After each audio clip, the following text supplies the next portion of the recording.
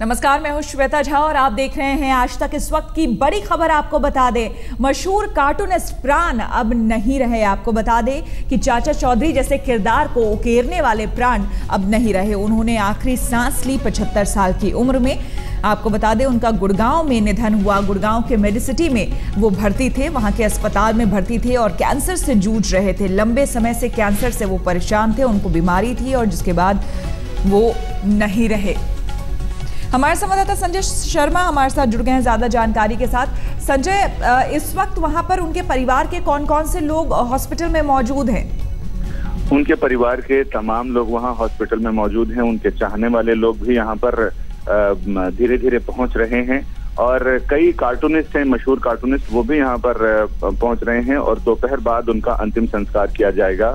और वो दिल्ली के नारायणा इलाके में रहते थे लंबे समय से और पिछले काफी दिनों से बीमार थे और जब से उनको कैंसर डिटेक्ट हुआ तब से वो बोलना चालना भी उन्होंने कम कर दिया था, लेकिन काम वो अक्सर बीच बीच में करते रहते थे। और सबसे बड़ी चीज की एक कार्टून जगत के इलस्ट्रेशन की जो पूरी दुनिया है, वो चाहे बच्चों की हो बड़ों की हो, उनके बनाए कार्टून मतलब 70 साल से उनके पिछले 50-60 साल से उनके कार्टून तमाम छोटे बड़े बच्चे सबका अम्यूजमेंट यानी मनोरंजन कर रहे थे। और हर एक बच्चा अपने आप को बिल्लू के कैरेक्टर में देखता था और हर एक महिला श्रीमती जी के कैरेक्टर में अपने आप को देखती थी।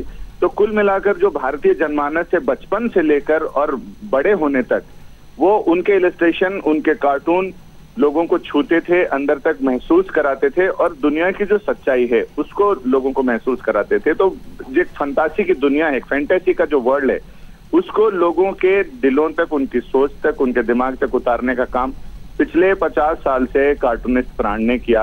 और एक बहुत बड़ी दुनिया वो छोड़कर गए हैं जिसमें सिर्फ और सिर्फ कार्टूनिस्ट प्राण भले चले गए हों, लेकिन उन्होंने जो प्राण फूके हैं कैरेक्टर्स में, वो प्राण हमेशा हमेशा के लिए बरकरार रहेंगे। बिल्कुल। और बचपन से लोग बड़े तो जरूर हो जाते हैं बचपने में, लेकिन पढ़ी हुई जो किताबें रही है, खास करके जो चाचा चौधरी की सीरीज चली थी, वो मुझे लगता है संजय शायद ही कोई अपने जीवन में कभी भूल पाता हो उस कैरेक्टर को खास तौर पर।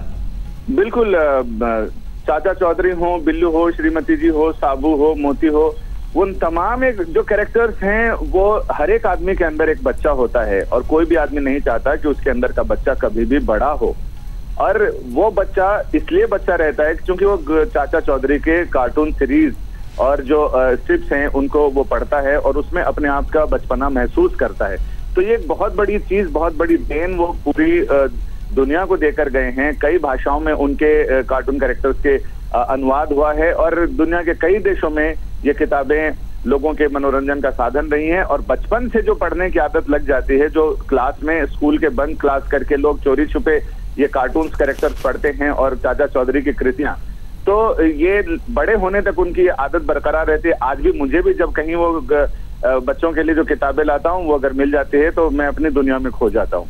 बिल्कुल, आप सही कह रहे हैं संजय। मुझे लगता है आपने और हम सभी ने चाचा चौधरी और साबू की जो कहानियां थी, जो किताब थे, वो ज़रूर पढ़े होंगे और उसको भूल पाना बड़ा मुश्किल है, क्योंकि उस समय के दौर को भी अगर हम याद करें, अपने बचपने को भी अगर याद करें, तो उस समय भी कई तरह की और भी कॉमिक्स आया करते थे। नागराज की थी या फिर और दूसरी भी आया करती थी, लेकिन जितना इंटरेस्ट बच्चों को, या फिर पर्सनली अगर आप मुझे भी कहें तो जितना इंटरेस्ट उस समय चाचा चौधरी और साबू की जो सीरीज आती थी उसे, उसके कैरेक्टर्स को देखने और उसकी कहानियों को पढ़ने में मजा आता था, उतना दूसरे सीरीज या दूसरे किसी कॉमिक्स में नहीं आता था। पश्चिम के जो कैरेक्टर्स थे, पश्चिम के कार्टूनिस्ट और इलस्ट्रेटर्स ने जो कैरेक्टर मैंड्रेक है या फिर बेताल है या फिर और दूसरे जो कैरेक्टर्स हैं उनके मुकाबले, फैंटम, उनके मुकाबले इन्होंने जो भारतीय कैरेक्टर खड़े किए वो भारतीय जनमानस के ज्यादा नजदीक थे और उन्होंने बहुत कामयाबी पाई, बच्चों का दिल जीतने में कामयाबी पाई। और इसके साथ ही बच्चे जब बड़े होते गए, पूरी पीढ़ी उनके पीछे चली, उनके साथ चली, उनके कैरेक्टर्स के साथ अपने आप को मिलाकर देखती रही। तो एक बहुत बड़ी देन है, एक आदमी जो 50 साल पहले, 55 साल पहले कार्टून बनाना शुरू करता है और आज तक लोग उसके कार्टून कैरेक्टर्स के दीवाने, और आगे आने वाली पीढ़ियां भी रहेंगी। और इसमें अब तो सीरियल्स और वीडियोज आ गए हैं, सीडीज आ गई हैं, तो जाहिर है कि जमाना जैसे जैसे बढ़ रहा है उनके कार्टून कैरेक्टर जमाने के साथ कदम ताल मिलाते हुए चले। ये बहुत बड़ी देन उन्होंने दी और जाहिर है कि आगे आने वाली पीढ़ियां भी उनसे अभिभूत रहेंगी। जो उनके कार्टून कैरेक्टर्स हैं वो उनके साथ साथ भी उनकी भी उंगलियां पकड़कर बच्चों को बड़ा बनाएंगे। बिल्कुल, आप सही कह रहे हैं। अब जानना चाहेंगे संजय आपसे इस वक्त कि उनके परिवार में कौन कौन लोग हैं जो उनके साथ रह रहे थे, और इस वक्त अस्पताल में वहां पर कौन कौन मौजूद है?